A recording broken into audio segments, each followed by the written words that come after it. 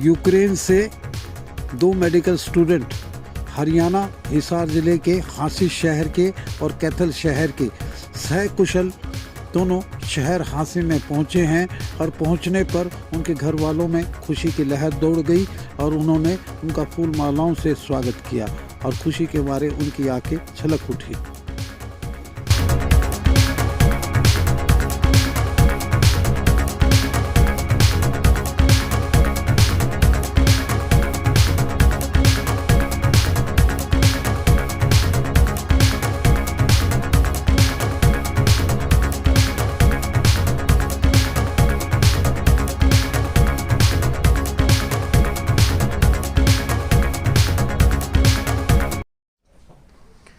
रूस और यूक्रेन के युद्ध को आज 12वां दिन हो गया है और विश्व युद्ध की तरफ अग्रसर है। रूस बराबर यूक्रेन के ऊपर बम्बार्डमेंट कर रहा है। 25 से 26 हजार भारतीय मूल के लोग वहाँ हैं और मैं कहूँ तो 16 से 17 हजार स्टूडेंट्स भी यूक्रेन के अंदर फंसे हुए, जिसमें से 15 हजार जैसे तैसे इंडियन एम्बेसी ने और हमारे यशस्वी प्रधानमंत्री ने दबाव लगाकर अपने मंत्री भेजकर इंडिया बुला लिए। लेकिन आज एक ऐसे सौभाग्यवंश हमारे हांसी शहर के 2 बच्चे, एक कैथल का और एक हांसी का, जो MBBS के स्टूडेंट 4th ईयर के स्टूडेंट आज अपने वतन लौटे हैं। आज हरियाणा के हिसार ज़िले के हांसी शहर के रहने वाले ऐतिहासिक हांसी नगरी की ये लड़का कमल सैनी और दूसरा राहुल कौशिक जो हमारे साथ लगते डिस्ट्रिक्ट कैथल का है, उनके साथ हांसी पहुंचा है। मेरी आपसे वीडियो कॉन्फ्रेंसिंग के माध्यम से बात हुई तो आपने कहा कि मैं बॉर्डर से 1600-1700 किलोमीटर दूर हूँ। हाँ जी, बिल्कुल हैं और मेरे पास अभी थोड़ा खाने का सामान है। तो मार्केट सब बंद था वहाँ पे। उसके बाद का आप वाकया बताइए कि आप बुल्गारिया से आए, पोलैंड से आए? नहीं, हम क्या नाम है, ट्रेन पकड़ी हमने सुबह, जब पता लगा। कहाँ से आए? हम सबसे पहले खारकिव से निकले सुबह 6 बजे। खारकिव? हाँ जी, हम जो एक खतरनाक, डेंजर सिटी में, डेंजरस मोड़ पर आ चुका है। हाँ जी। तो हम मुझे आप बीती बताइए उस दिन के बाद से कैसा रहा आपका? तो बस आपसे बात करने के बाद हम डायरेक्ट बंकर में चले गए। बंकर में पता लगा कि ये बिल्कुल सेफ नहीं है, तो हम वापस फ्लैट पर आते अपनी तरफ। फ्लैट पर आने के बाद डिसाइड करते कि अब ये छोड़ना पड़ेगा कुछ भी करके खारकिव को किसी भी हालत में। तो अगले दिन का हम प्लान बनाते हैं।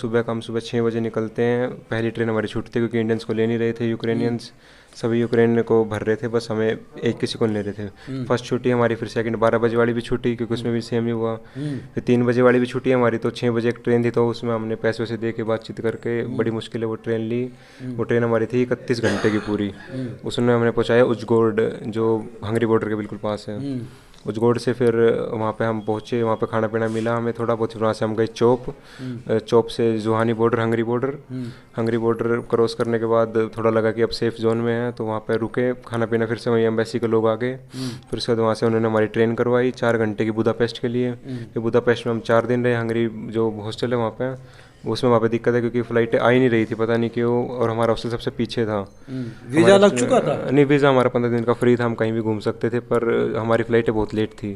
तो उसके बाद 4 दिन जैसे जैसे करके बातचीत करके हमें दोबारा निकाला गया वहाँ से। तो आज हम यहाँ हैं। फिर घर में आपकी एक बूढ़ी दादी है, हाँ जी, अम्मा है, हाँ जी, पिता हैं, हाँ जी, हैं, वतन लौट के आए, उनसे आपकी बात होती रहती होगी? हाँ, बातें तो 1-2 बार भी जानेंगे कि उनके क्या दिलासा दिलाते थे एक ब्रेव इंडियन की तरह, एक बहादुर तो यानी कि डॉक्टर की तरह उनको क्या दिलासा दिलाते? दिलासा तो सर ये दिलाते थे कि अगर पूरा बता देंगे तो और ज़्यादा पैनिक होंगे बेमतलब में। वो पैनिक होंगे तो नहीं होंगे पैनिक। नहीं, आप वतन लौट आए हैं। अब तो पैनिक नहीं होंगे, अब तो सिचुएशन नॉर्मल हो गई, अब कोई दिक्कत नहीं है। जब हम अगर उन्हें पूरा रियल बताते कि हमारे साथ ये हो रहा है तो और ज़्यादा पैनिक होते हैं, और ज़्यादा मीडिया को वो करते हैं। मुझे एक ऐसा वर्स्ट पॉइंट बताइए कि जब आपको लग रहा था कि अब तो हम वतन नहीं लौट पाएंगे और यही हमारा सब कुछ होगा। वो था वो 26 तारीख के, जब हमें ट्रेन नहीं मिल रही थी, बस लास्ट ट्रेन थी हमारे पास। पैसे अगर उस दिन वो ट्रेन छूट जाती तो शायद मुश्किल ही था, क्योंकि हमें फिर वहाँ से खारकिव से 15 किलोमीटर दूर पिवोजिन जाना पड़ता, जहाँ पे सभी बच्चे गए हुए थे। बस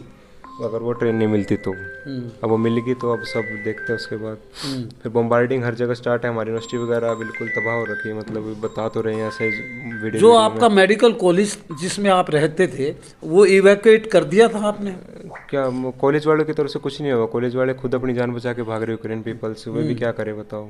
हमें तो जैसे ऑर्डर्स आते थे एम्बेसी के कि वैसे ये करो तो हम अपना उसी उस पर चलते थे, और अपने आप तो रिस्क लिया हमने कि अब निकलना पड़ेगा क्योंकि कोई ऑप्शन नहीं। एम्बेसी वाले ने मतलब लगा लो बॉर्डर्स के ऊपर है वो, अंदर आके नहीं निकाल रही। आपके प्रेसिडेंट भी सेफ मोड में चले गए हैं क्या यूक्रेन के?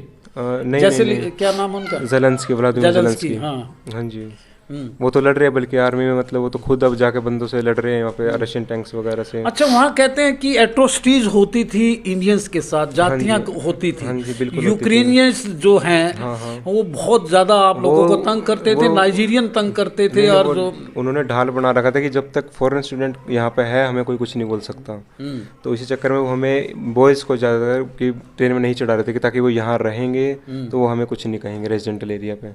तो पैसे वैसे दे के हमने तब बात की, तब हमें लिया गया, नहीं बहुत मुश्किल है। हम आपने मुझे बताया था कि मेरे पास 10 दिन का खाना बचा है। हाँ, हमारे पास इतना ही था। वो उसके बाद क्या रहा कि वो 10 दिन का खाना तो 10 दिन में पूरा हो गया होगा? नहीं, 10 दिन का खाना ये था कि हमने सोचा कि क्या पता कितने दिन और चल जाना पड़े ना पड़े, तो एक टाइम का खाना खाते थे, मतलब थोड़ा खाते थे बिल्कुल ही, कि ज़्यादा दिक्कत भी ना हो किसी को। और 15 जनों का हमारा ग्रुप था पूरा, सबको लीड के साथ लेके चलना पड़ता था। कभी ऐसा भी समय आया कि आपको फास्ट करना पड़ा, खाना भी नहीं? फास्ट तो सर ये लगा लीजिए सुबह खाया तो ये लगा लीजिए कि रात को 11-12 बजे ही मुश्किल ही खाने को मिलेगा। यही है उसकी, सबका देखना पड़ता था कि भाई उसको भी खाना चाहिए, इतना खत्म हो जाएगा, सबका देख कर चलना पड़ता था। आपने कैजुअलिटीज भी देखी वहाँ होती हुई? हाँ, कैजुअलिटीज ये थी कि सर क्या नाम है, एक तो रेसिज्म बहुत होता था इंडियन स्टूडेंट के साथ, मेट्रो के ऊपर जाते थे तो रेसिज्म था। हाँ, रेसिज्म बहुत था सर, मतलब इन्हें को थोड़ा सा भी इधर उधर हो जाए, उसको रेसिज्म बोलते हैं, जातीय। हाँ, तो बच्चों को मतलब बाहर निकाल देते थे, बाहर बम्बार्डिंग हो रही उन्हें निकाल देते थे फॉरेन स्टूडेंट को। इंडियंस के साथ तो नहीं हुआ क्योंकि हम बहुत ग्रुप में रहते थे मेट्रो के अंदर भी। तो आपको ईश्वर ने बचाया या यशस्वी प्रधानमंत्री मोदी जी से? मेरे तो भोलेनाथ ने बचाया है। भोलेनाथ ने बताया। तो हमारी इंडियन गवर्नमेंट क्या कर रही है? इंडियन गवर्नमेंट का सबसे बढ़िया सर ये लगा कि ट्रांसपोर्ट अच्छा उनका, पर लॉजिस्टिक बढ़िया। हाँ, उनका ट्रांसपोर्ट मतलब कि ये लगा लीजिए कि एक बार उन्होंने बोल दिया कि निकालेंगे तो कंफर्म है कि वो एक दिन नहीं तो कल तो निकालेंगे, कल नहीं तो परसों कंफर्म है ये। पर एम्बेसी की सबसे बड़ी दिक्कत है कि वो बॉर्डर्स पे हैं। उन्होंने एकदम एडवाइजरी लेटर निकाला कि खारकी के बच्चे वेस्ट में आओ 1500 किलोमीटर दूर, जो ना कोई ट्रेन ना कुछ। इतनी बड़ी गवर्नमेंट हो गई, सिर्फ 2 डब्बे कम से कम करवा सकती थी फॉरेन स्टूडेंट के लिए, पर वो नहीं किया उन्होंने। अब बच्चे कैसे ट्रेन पकड़े ये बताइए आप। अगर आपने इंडियन फ्लैग उठा लिया है तो कहते हैं कि वहाँ इंडियन फ्लैग्स जो उठा लेता था भारतीय झंडा उसको कुछ नहीं बोलते थे, ये एक फेक बात है या? सर लॉजिकली बात तो ये है कि ऐसा कोई सिस्टम तो है नहीं कि वार सिचुएशन है कि कोई नहीं देखेगा कि कौन से देश का बंदा है। लॉजिकल बात तो ये है, ठीक है। बाकी कुछ हो, अभी तक जो बच्चे फ्लैग उठा के गए थे अभी तक तो उनके साथ कुछ हुआ नहीं, जो कि अच्छी बात है, क्योंकि पाकिस्तान के बच्चे भी बहुत है जो इंडियन फ्लैग का यूज़ कर रहे थे बचने के लिए। आते रहते थे सारा कुछ कि ऐसे ऐसे होता था, ब्लैक आउट होता था, ये करना पड़ता था, वो करना पड़ता था। हमें ये चीज़ें पहले पता थी, इसके लिए पहले तैयार थे हम, ये हमें पहले पता था। तो राहुल, मैं आपसे जानूंगा कि कमल ब्रेव, आप भी ब्रेव, तो कैसे ऐसी क्रिटिकल पोजीशन के अंदर जहाँ चारों तरफ बम्बार्डमेंट हो रही थी, मिसाइल्स दागी जा रही थी रसिया के द्वारा, रूस के द्वारा, और यूक्रेनियंस आपका साथ नहीं दे रहे थे, तो आपको क्या एक्सपीरियंस रहा? आपके फादर साहब से भी मैं जानूंगा, कौशिक साहब से, जो आप कैथल से बिलोंग करते हैं। बस एक टाइम तो लगा कि ख़त्म हो जाएगा सब, तो फिर भी हौसला रखा हमने, सबने ग्रुप वगैरह बनाया, तो उसके बाद हुआ, ग्रुप में चलते रहे, उसके अकॉर्डिंग हम करते रहे काम। अरे कैसे, यानी कि हाँसी पहुँचे हैं? कैथल का बच्चा, इनका फ्रेंड है कमल जी का, कौशिक जी, वो भी यहाँ पहुँचा है, राहुल कौशिक, तो इनको बधाई देता हूँ भाई, मैनी कॉम्प्लीमेंट्स। मैं उनकी, कमल जी की दादी से जानूँगा। पोता आ गया आपका? हाँ, कैसा लग रहा है? अच्छा लग गया। पोते के गले मिलके आपकी आंखों में आंसू आ गए थे, क्यों आए? ये बात माँ का दिल बड़ा नाजुक होता है। जब बेटा ऐसी कंडीशन के अंदर था, मिसाइल्स के अंदर फंसा हुआ था, युद्ध हो रहा था यूक्रेन का, रूस का, तो आपके सब जब बात होती थी तो आपके दिल पे क्या गुजरती थी? जी क्या बोलती थी तो क्या भी अपना बेटा सुख समाज से घर आ जाए, तो जिसके बच्चे फंस रहे हैं उनके भी सुख समाज से घर आ जाए, माँ की आत्मा यही कहती है। आपको नींद आती थी? नहीं जी, नींद तो उड़े रही थी, दिन की भूख जा रही थी, रात की नींद जा रही थी अपनी तो जी। हाँ।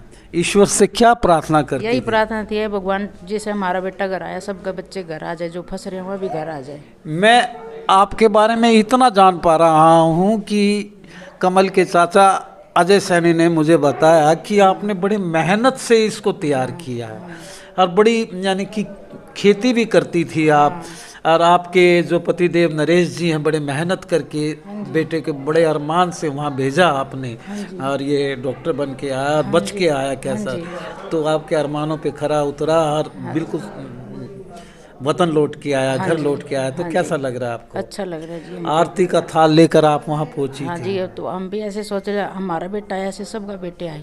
हाँ। अच्छा। और भी फंसे हुए हैं उनके लिए भी दुआ कर रहे दुआएं हैं? कर रहे हैं जी हम तो। अब कह रहे हैं जी हमारा बेटा ऐसे सबके बच्चे आए, उनकी भी माँ की आत्मा रोती है। आपका मेरा नाम साधना है। साथ में है। आप भी राहुल जी की तरह बहुत धीमी बोलती हैं। बेटा घर आ गया है, जोर से बोलिए। बोलो बालाजी महाराज की जय। क्या बीतती थी जब बेटा आपसे बात करता था, माँ मिजाइल मेरे सिर के ऊपर से टप गई है, माँ मेरे बंकर के पास बम गिरा है, तो कैसा लगता था आपको? बताता था कि कैसा लग सकता है एक माँ ने? बहुत बहुत ज़्यादा पैनिक हो गए थे ये सुनकर, तो भी अटैक हो गया वहाँ पे। सुबह सुबह हम 4:30 बजे नुक अटैक हुआ था, हमने तो 9 बजे जाके पता चला सुबह, क्योंकि सुबह टीवी चलाती नहीं है ना, टीवी में ही पता चला था हमें तो वैसे भी। फिर इस पे फ़ोन मिलाया, फ़ोन नहीं लग रहा था, फिर कामनी पे मिलाया जो कमल की बहन है, हाँ हाँ उसने बताया हाँ कि राहुल का फ़ोन भी अभी उठा नहीं होगा शायद, वो मैं इतने धमाके में तो उठा होगा वो। हाँ हाँ। तो फिर इस बहुत देर के बाद इसका फ़ोन मैसेज आया था, अभी मैं ठीक हूँ मम्मी। काफ़ी देर के बाद इसका फिर फ़ोन लगा, इसका मतलब फ़ोन में कुछ प्रॉब्लम होगी। तब पता चला भी ये मतलब कितने दिन पहले हम कह भी रहे थे इसको कि बॉर्डर पे बहुत सेना तैनात हो गया, अब घर आ जा। पर नहीं मम्मी ऐसा कुछ नहीं है, यहाँ पे तो चलता ही रहे यूक्रेन का, तो रूस और यूक्रेन का, तो ऐसा कुछ नहीं होगा। लेकिन ये माने ही नहीं है। घर बेटा वतन आ गया, घर आ गया है, अब सुकून मिला है आपको? मैं कामनी को बुलाना चाहूँगा, इनकी बहन को। और नहीं, वो जो कमल की बहन है, कोई है क्या? हाँ जी हाँ जी। हाँ जी। कैसा महसूस कर रहे हैं? बड़ा अच्छा महसूस कर रहे हैं जी, बच्चे आ गए यहाँ। अच्छा चलो। हाँ जी हाँ जी, भगवान का शुक्र है। हाँ चलो। इंडियन गवर्नमेंट का शुक्रगुजार है कि वो मान ली इसमें बहुत हेल्प की है, ट्रांसपोर्टेशन में, सब में जो भी हो सका गवर्नमेंट ने काफ़ी अच्छी हेल्प करी है। तो हम तो धन्यवाद करते हैं मोदी सरकार का। बिल्कुल। आज हमारे 2 बच्चे हाँसी के, एक कैथल का और एक हाँसी का, कमल सैनी, जिनसे हमारी वीडियो कॉन्फ्रेंसिंग से भी बात हुई थी, घर लौट कर आया है।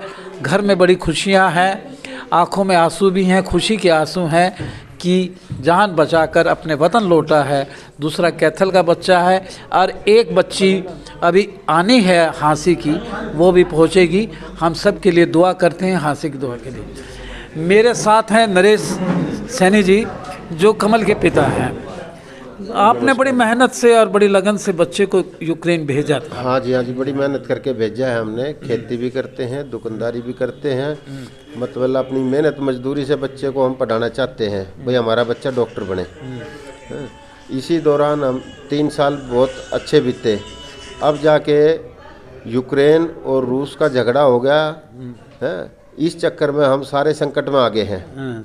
संकट में आने से हम तो आस ही छोड़ बैठे थे कि हमारा बच्चा जो है घर पहुंचेगा, क्योंकि इतने टीवी देखे थे बमबारी के अंदर, हमने कोई उम्मीद नहीं थी कि हमारा बच्चा हो जाए। ये तो हमारे प्रधानमंत्री की बहुत हम उसका धन्यवाद करा हाँ कि हमारे बच्चे को गंगा। आप सुकून महसूस कर रहे हैं, बच्चा घर आ गया? हाँ जी, चलो, बहुत दिल धड़क रहा था आपका। हाँ जी। चलो नरेश जी, हम आपको बधाई देते हैं, कौशिक जी आपको भी बधाई देते हैं। राजीव बंसल हाँसी की आवाज़ से इसी तरह जो वतन लौटने वाले बच्चे हैं उनसे मुलाकात करवाते रहेंगे। देखते रहिए हाँसी की आवाज़।